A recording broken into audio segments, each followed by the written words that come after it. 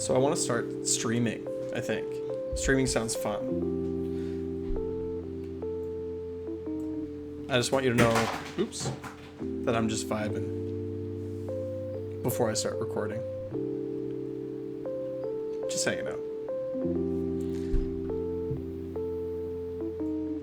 Okay, let's look at Ragers again.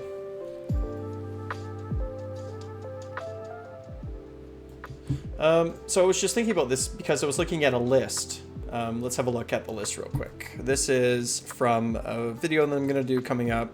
Ironjawz for Stormcast Eternals. This is, of course, a battle report by Season of War. I've checked out their videos a number of times. They're awesome. They make great videos. They make me jealous of the battle reports that they make. They're maybe the reason I wanted to start making battle reports, but it's like so much work. Like to do what these guys do, like it would be so much setup and so much everything. So it's this or nothing, right? It's like it's to this level of quality or nothing. I couldn't do worse than this because these guys are so great. I'm so jealous of you guys. So here's this Bloodtooth list. So Weird Knob Shaman is general with Shaman of the Chilllands and the Great Big Green Headed Cork. No surprises there. Mega Boss Maw Crusher, Destroyer, Fasten, and then 2 War Chanters with Get 'em Beat and Fix 'em Beat. For heroes, this is essentially what I would set up. The only exception is I might play a 3rd War Chanter. The War Chanter adds so much value. I think it's like 2 Get 'em Beats and a Fix 'em Beat. I think is like a legitimate play. Or Violent Fury is just so good on pigs. It might, yeah. Anyway, 2x6 Gorgruntas, sure. I've been thinking about running smaller units of Gorgruntas to teleport them and then, or to buff them and then teleport them, right? Because you have Hoarfrost and Hoarfrost is so strong that, but you don't overcommit. It's like, imagine if turn 1, turn 2, and turn 3, you could buff and teleport a 3 unit of pigs. And you're just trading efficiently, right? Like you can get stuck in with a reinforced unit of pigs or other units as well, right? But it's like, it's just this teleport smash style, right? It's like these little missiles and that's your plan. You're like, I know what I do every turn. I'm teleporting pigs somewhere and throwing them in. If they, don't trade super efficiently, that's okay. If all they do is kill their flanker, that's okay. If all they do is kill a hero, that's okay. Because they're 170 points, right? So, and you just have this resource to do over and over and over again. Anyway, so that was what I was thinking as I went through this list. And then we also have 2x5 brutes, sure, just some screens, whatever, and then a reinforced unit of ragers. And then as I looked at this list, I thought to myself, the ragers probably add more are better than brutes. Like a reinforced unit of ragers is better than a unit of brutes, I think, right? There's 6 models, the wounds are good, they can run in charge. And then I thought to myself, well, they can run in charge. So if you just have if that's the idea of how you're going to play Ironjawz, where you're teleporting these little Gorgrunta missiles, well, then you need some actual front line. And Ragers would actually do a really good job at that, right? Think about it. 6 Ragers are 10 points more than 10 Ardboys. And you're not playing a defensive style, right? Like that's not what you're doing. You're not playing Big Wah. You don't need anvils. What you need is like really aggressive dudes to throw in with smashing and bashing, right? It's like the pigs go in, they get teleported, they kill a thing, right? And then it's like now the brute rages are fighting and they're super smashy, so they're likely to kill a thing. Like you're playing smashing and bashing. Because let's be real, smashing and bashing is Ironjawz's best rule. Smashing and bashing is the thing that we should be exploiting. So if you're exploiting smashing and bashing, then you're just trying to trade, like unit to unit, super efficiently, right? Because then it's like every 170 points of Gorgruntas, if it trades for let's say 150 points of screen or battle line, let's say a unit of Stabas, right? If you're using smashing and bashing, you're always getting to attack first. So if it's something little that you're trading with, that's great. If it has more wounds, it's like, okay, like you're just, the output of damage per point compared to the output of damage of your opponent's points is going to be higher. if you're smashing and mashing. And then you save the Ironjawz Wah for when the Mega Boss on Maw Crusher goes in to kill their centerpiece. Because that's how you play the Maw Crusher. It has triple command utility, right? Like it does that, which is good. Like that's value turn 1, turn 2, let's say. And it also is just scary. So it has a psychological effect. Like you can move it to one side of the battlefield, let's say, and then in a turn you're like Mighty Destroyer, fast in, charge, wah, right? So it's +1 to charge, right? And you can even 3d6 charge it with a War Chanter, which is another reason for running 2 Get 'em beats. You just cover more area, right? So one sort of lurks where you're gonna go, right? And so then you like springboard off of it, right? With the Mighty Destroyers and Fasten, right? It's like you're right, and then into a 3d6 charge. Because that's a lot of moving. Because you move 3 times, because then you still get to move, right? So it's like 37 inches with the 7-inch charge, and if it's a 3d6 charge, it's even longer than that. Anyway. So that has utility, right? Threatening the left and then suddenly like flinging to the right has utility, right? It's like, oh, screen out that Maw Crusher. And then it's like, well, no, it's like it's the Ragers that are coming. You're just, you're scared, right? And to me, that seems like an excellent playstyle, right? It's like, okay, so grunt to missiles, brute front lines, or Ragers front lines. So what does that look like? I haven't done this here in a while. Destruction. We are, of course, Ironjawz. We are Bloodtooth.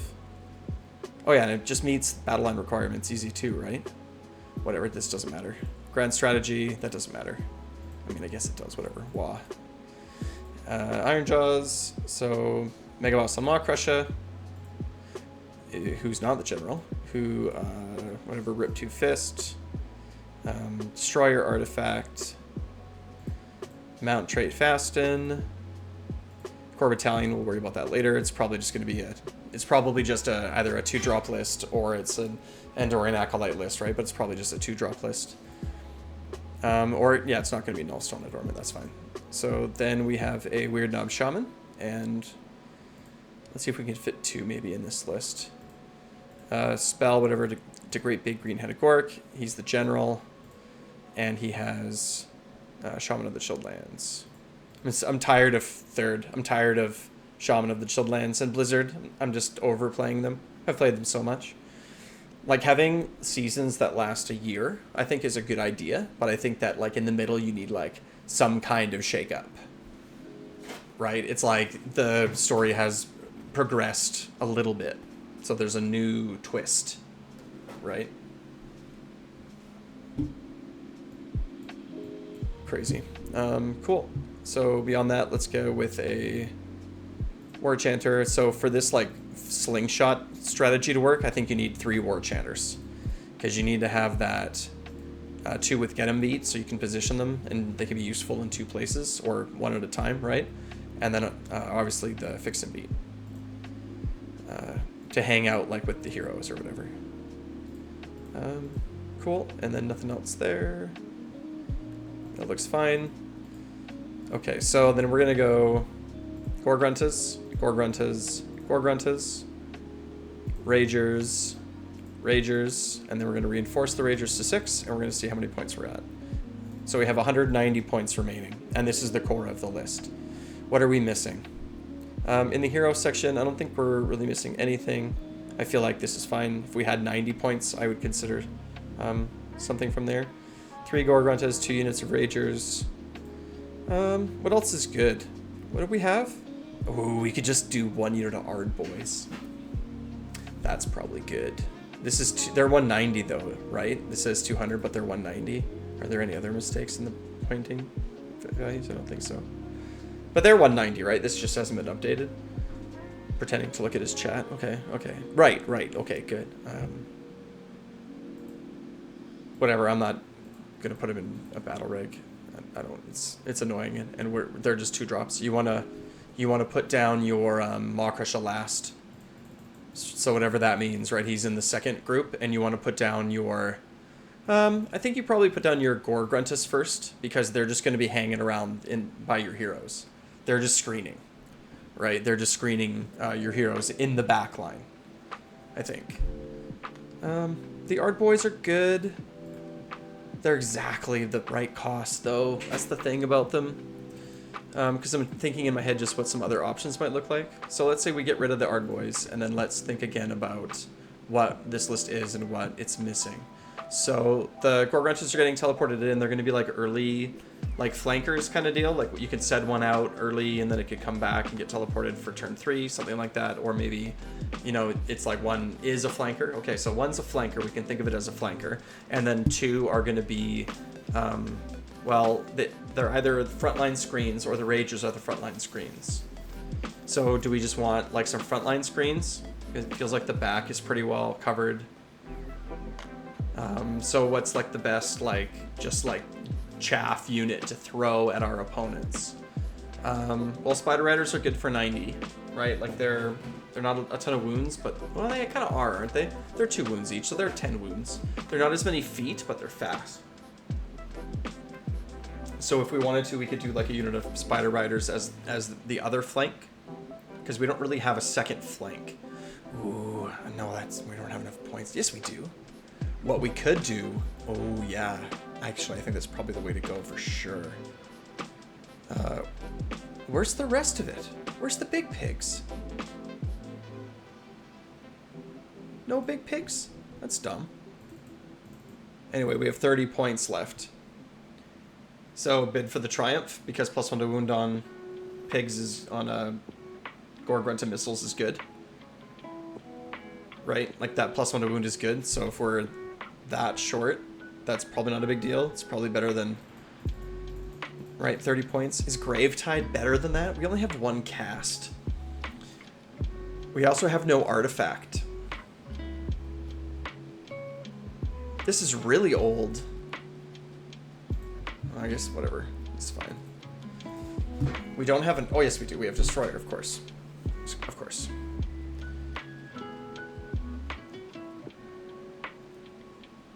Okay, so the big pig.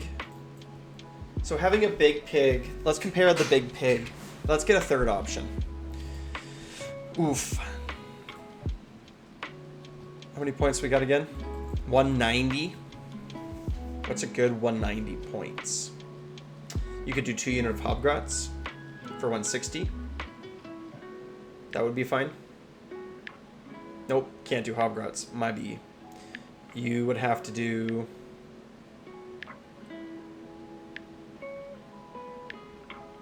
You could do Stabas, but having 70 points left kind of hurts. Right, because there's nothing that really goes there super well. You could do like one of those. Is one of those Ardboy? No, they're both 80 points. Those battle group dudes. Can't remember what they're called. But you know what I'm talking about. The named groups. 190 points. You could do 2 units of Spider Riders. That's 180 points. That would be okay. You could do 1 unit of Spider Riders and another Shaman. Right? That would actually be a pretty decent play, I think.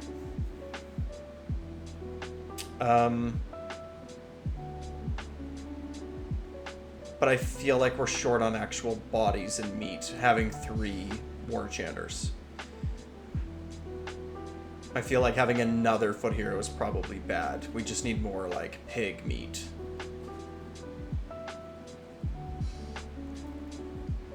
Okay, so then I think that the 2 best options are either...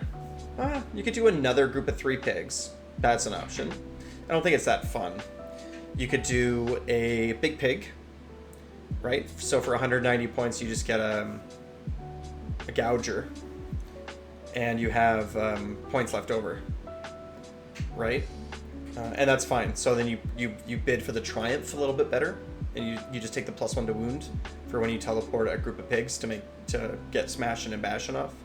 It's pretty good. You could also take the reroll charge or whatever, but I don't think that's probably as good. I think that just damage is the way to play pigs. You just Hoarfrost, teleport, give them all out attack, +1 to wound, like you're killing the thing. Right? Like the thing that you sent it into is dying. And then you smash and bash that off into something else, right? You can also use it on the... Yeah, like that's fine. That's probably the best use for it. Okay, so then the choice is really between a big pig or Ardboys. So the big pig is better on the flank, and the Ardboys are better in the center. So then this is where the meta comes in, and it becomes a meta choice. Are there a lot of really aggressive foot hero armies in your meta? So is it like lots of like Blades of Corn, Slaves to Darkness, Nurgle, Stormcast, maybe? What else? There's lots of examples, right? Or is your army more like fast, right? Like, is it Bloodtooth? Is it those sharks or whatever? The Idoneth Deepkin? Is it KO? Like, what kind of army are you? What kind of armies are you playing against? What players that you play with are good? And then that's the decision that you make there, right? Because if you need a little bit more of an anvil in the center to brace for these Ragers to get in. But but the big pig is better on the flank, and he's faster. Like, he's good. Like, the Strike Last is like whatever. I'd probably go with the Ardboys. I would go with the Ardboys, I think. I think the Ardboys are actually just going to be better. And that brings us to exactly 2,000 points. I think the Ardboys are going to be better. You just need a little bit of meat in the center of the table, and it's okay to have one slow unit, and they can just run, right? They can just auto run because 3 units can do it. So it's like the Ragers and the Ardboys all run together at the beginning of the game, right? And then the Ragers can still charge. So it's like you have like and they can 3d6 charge, right? So that range is quite high. Because if we look at the Ragers War Scroll, because this is a video about Ragers. Brute Ragers. If we look at their War Scroll, so their move sucks. Their move should just be 5, to be honest. Like, they took off some of their armor. Anyway, whatever. So their move is 4. 5-up save is bad, right? That's fine. We know that they deal really great damage. I guess we can just review it. So where are our Ragers? Like this, I guess. Yeah, here we are. Ragers. Okay, so Ragers with Violent Fury against a 4-up save. This is, I can't remember, whatever, have 1 point of damage per, or whatever the unit is. I guess you guys can't see this. Oops.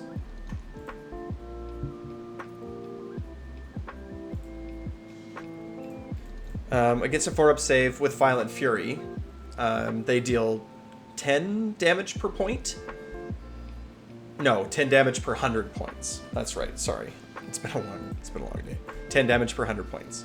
So if we compare that to, let's say, where's my battle line section? If we compare that to, let's say, 10 block of brutes, right? A 10 block of brutes with Violent Fury against a 4-up save is only 8.3 damage per 100 points. While it is obviously way more damage, right? The value of that unit is low. And this is 10 brutes, so this is 280 points. And this is probably 3 Ragers, would be my guess. It might be 6, but the calculations are the same, because when I made them, I'm sure that I did them properly. So it's like there's just a huge amount of damage output. We know that about them already. We don't have to talk about the whatevers. I can't remember which one's the best. I think it's just the Gore Haka, because it has more rend. I think that's the key there. Moving on. They're elite, so, I mean, that's important. Like, it is. It's important. It's so convenient when you don't have to worry about hero ranges.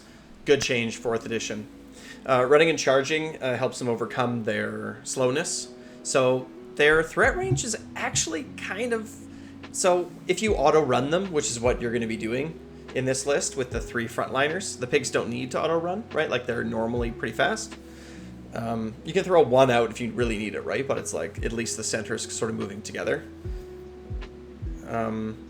The Ragers can go 10 plus charge, plus 3d6 charge. And so an average of 3d6 is 10, right? So that's a 20-inch threat range. It's like, okay, right, if you're 20 inches away, I can sort of do that consistently. And we're not taking into account Mighty Destroyers, which I know is only 4 additional inches, but it's still 4 additional inches, right? It takes us to 14 before we have to roll any dice. So if it's a 6-inch charge, let's say that you fail the 4-up to get them beat, and it's like whatever let's say that they're on, you need 6, or that's your roll as a 6. Yeah, it's 20 inches, right? Like, fantastic. Like, great range. And where you're reaching to more at your maximum, like 20 inches is going to be super consistent. If everything fails, if you roll terribly on everything, you'll get 20 inches. That's a good threat range. And on the outside, it's more like, oh, I don't know.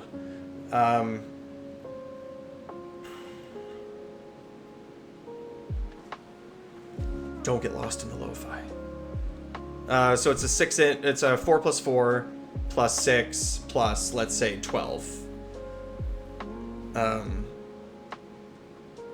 28? It's long.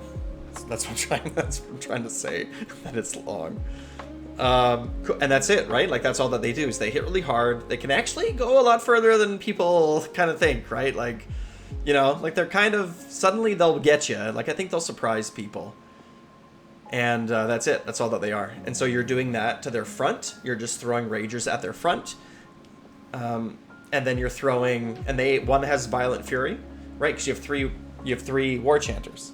So a Rager unit gets Violent Fury, a Pig unit gets Violent Fury every turn. So you can plan that out and move them. And both of those units are the ones that are going to have the get 'em beat. And then one is going to sit in the back and play the game with the Maw Crusher and heal him. Right, with Fix and Beat. He's going to be more like the guy that is held in reserve. And he can sort of like do whatever he needs to do. Heal off some chip damage. Yeah, and then you wah, I guess, at some point. Not too early. I think you want to make sure you take down the centerpiece with the Maw Crusher. Like, the turn that the Maw Crusher pops Destroyer is the turn that the Maw Crusher calls the wah. Right? You're like, this thing is dying. If you haven't used your Triumph, you also use it there. But you just used, you used their Finest Hour on the Mega Boss, right? Just to give him +1 to wound. Right? Obviously, he's going to have all attack, so his, just what an insane profile. Right? +1 to hit, +1 to wound, +1 rend, +4 damage. Oh my god, like, everything's 2s and 2s. Everything is 2 or 3 rend. Right? Everything is 2 or 3 rend, which is like, good, could be better. And then all the damage is like 5 to 7. With a fair number of attacks. Right? You're looking, if you're all full up, you're looking at 15 dice. But that's before you're shooting, although that doesn't get all the crazy benefits. And before your stomp with Destructive Bulk. Oh my, that's a lot of hurt. He's also a good Hoarfrost target. The Mega Boss Maw Crusher, like, he's better than you would think. If it's not the WAD turn. Right? Like the Rip 2 Fist. Bone Chop and Rip 2 Fist. Getting more than 1 rend is good. And then if it's not the WAD turn, you can always just go 2 to wound without having to spend any other resources if you roll that one. Which is still fine. Like, it's still a damage increase, which is good. But yeah, let's get this list on the table. Oh my god, am I excited to play 3rd again? Or am I just brainstorming about these Ragers? Anyway, let me know in the comments below what you think. Maybe this will be good? Maybe Ragers are kind of the way to go for Ironjawz? I don't know. Check out somewhere for this list somewhere else, but I'm sure it's fine. Like, subscribe. Wow.